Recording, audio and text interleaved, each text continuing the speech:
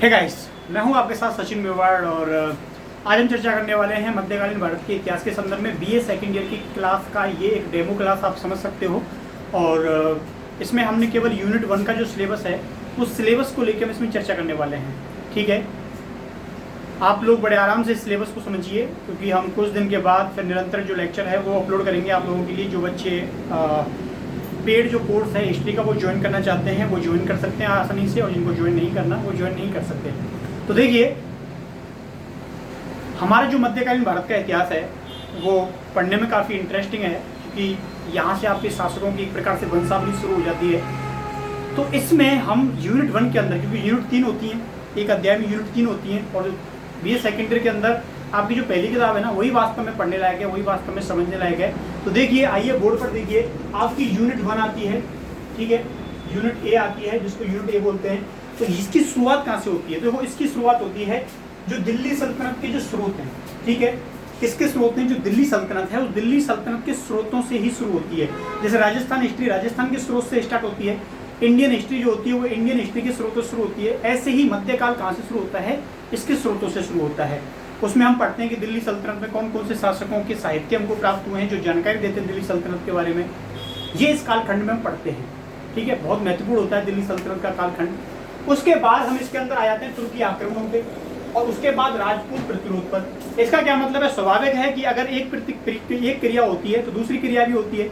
तुर्कों ने आक्रमण किया तो यहाँ के लोगों ने उसका क्या किया? विरोध किया, और इस विरोध में जो यहाँ की राजपूत जनता है उसको हार का सामना करना पड़ा था प्रारंभिक रूप से ही। तो दूसरे लेक्चर के अंदर हम ये इसमें पढ़ने वाले हैं जिसमें हम तुर्की आक्रमण और राजपूत प्रतिरोध जो है ये हमें इसमें देखने को मिलेगा। इसके बाद फिर हम आगे बढ़ेंगे और उसमें दिल्ली सल्तनत की स्थापना और उसका सुदृढ़ीकरण। इसमें हम ये जानेंगे कि किस प्रकार से तुर्की जो होते हैं वो भारत के अंदर आते हैं, भारत के अंदर आके उन्होंने यहाँ पर अपनी सत्ता की स्थापना की, जिसके अंदर हम गुलाम वंश के शासकों के बारे में पढ़ेंगे। उसके बाद फिर हम निरंतर आगे चलते हुए जाएंगे और अंततः आके हम मुगल काल जब तक शुरू नहीं होता उससे पहले के कालखंड के बारे में हम क्या करेंगे? अध्ययन करेंगे। ठीक है, जहाँ तक कि लोधी वंश नहीं आ जाता। तो ये हम दिल्ली सल्तनत की जो वंशावली है उसको पढ़ने वाले हैं। इसके बाद ये सुदृढ़ीकरण जो शब्द है इसको बोलते हैं मजबूती। कहते हैं ना, कोई सत्ता स्थापित होती है उसमें मजबूती आती है और फिर वो खत्म हो जाती है। बिल्कुल ऐसे ही तो इसमें भी हम यही करेंगे, जो दिल्ली सल्तनत है इसकी स्थापना और उसके बाद उसका सुदृढ़ीकरण और उसके बाद उसका पतन भी पढ़ लेंगे। ठीक, अगला जो आएगा वो आएगा तुम्हारा खिलजी साम्राज्यवाद और तुगलक वंश, पार्ट ऑफ दिल्ली सल्तनत। इसको स्पेशल रूप से पढ़ोगे क्योंकि ये दोनों आपके सिलेबस के हिस्सा हैं। ठीक है, खिलजी साम्राज्य बहुत ज़्यादा महत्वपूर्ण है और ऐसे ही तुगलक वंश भी, उसके जो प्रारंभिक शासक हैं वो भी ज़्यादा महत्वपूर्ण हैं। तो इन दोनों को इसमें स्पेशल स्टेटस दिया हुआ है, इन दोनों के बारे में, खिलजी साम्राज्यवाद और तुगलक वंश के बारे में।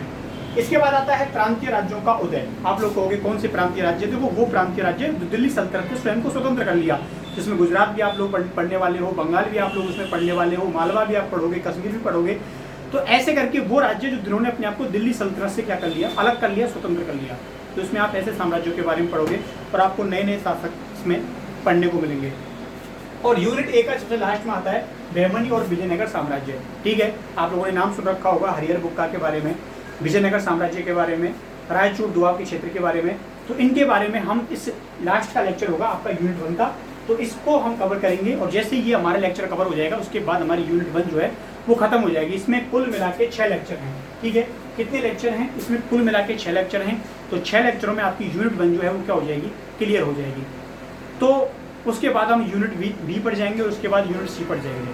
देखो, एग्जाम्स में चाहे 50% आए चाहे 40% आए, आप तब खुश हो सकते हो जब वो कम आए, लेकिन आपको पढ़ना पूरा चाहिए क्योंकि हम हमेशा नॉलेज के लिए पढ़ते हैं। ठीक है, आप लोग किसके लिए पढ़ते हो? नॉलेज के लिए पढ़ते हो, नॉलेज से ही सारी चीज़ें मिलती हैं। तो इसलिए आप लोगों को सिलेबस वाइज सिलेबस चलना है। उस समय के बाद देखो, यूनिवर्सिटी जो होती हैं वो कब चालू होती है, कब नहीं होती, कब क्लास चालू होती है पता नहीं, लेकिन हमारा जो कोर्स है वो अब 1-2 दिन में रेगुलर मोड पे क्या है स्टार्ट हो जाएगा। उसके बाद ताबड़तोड़ लेक्चर जो है वो अपलोड होंगे और आप लोगों को नियमित रूप से हमको क्या करना पड़ेगा? ज्वाइन करना पड़ेगा। तो जो बच्चे हमको ज्वाइन कर लेंगे, ठीक है, तो वही क्या है इस कोर्स का या फिर इस लेक्चरों का मजा उठा पाएंगे। तो जिन बच्चों ने लेक्चर ज्वाइन नहीं किए हैं या जिन बच्चों ने कोर्स ज्वाइन नहीं किया है वो ज्वाइन कर सकते हैं। तो आप लोग सोच समझ के लेक्चर ज्वाइन कीजिए, अगर आपको अच्छा लगता है तो ज्वाइन कीजिए, वरना नहीं। तो यह है हमारी यूनिट 1, यह है मध्यकालीन भारत के इतिहास का एक प्रकार से सिलेबस पर आप चर्चा इसको मान सकते हो, ठीक है।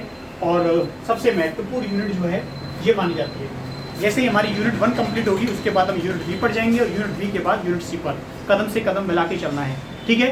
तो मिलते हैं नेक्स्ट लेक्चर में। आप लोग बताना आपको कैसा लगता है और अपने यार दोस्तों से भी चर्चा करना कि क्या वो कोर्स परचेज करना है या नहीं करना। Thank you, take care, bye bye.